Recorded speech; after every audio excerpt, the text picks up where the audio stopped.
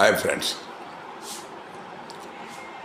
ఎట్టకేలకు Elon Musk Starlink మన భారతదేశంలో మొదలవబోతుంది.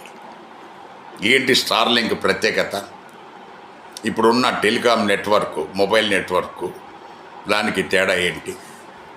ప్రస్తుతం ఉన్న మొబైల్ నెట్వర్క్ ఆప్టికల్ ఫైబర్ కానీ వైర్లెస్ సిస్టమ్ మీద పనిచేస్తూ ఉన్నాయి.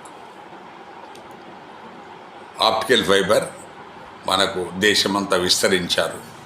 ఎక్కడైతే ఆప్టికల్ ఫైబర్ వేయడానికి కుదరలేదు అక్కడల్లా వైర్లెస్ మనకు టవర్స్ ద్వారా, ఈ యాంటెనా టవర్స్ ద్వారా ఈ కమ్యూనికేషన్ చేస్తున్నారు. ఈ స్టార్లింక్లో ఉన్న ప్రత్యేకత ఏంటంటే మనకు ఈ రెండు అవసరం లేదు.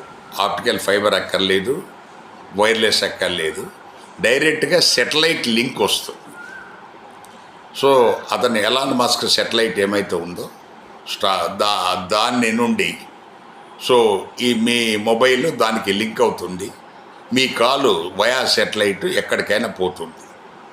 ఇక్కడ ఉన్న అడ్వాంటేజ్ ఏంటంటే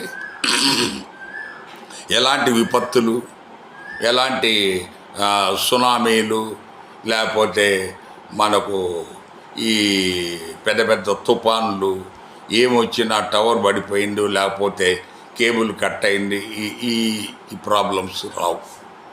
బట్ కాస్ట్ నెలకు 3,000 రూపాయలు అంటున్నారు. మరి చూడాలి, మన వాళ్ళు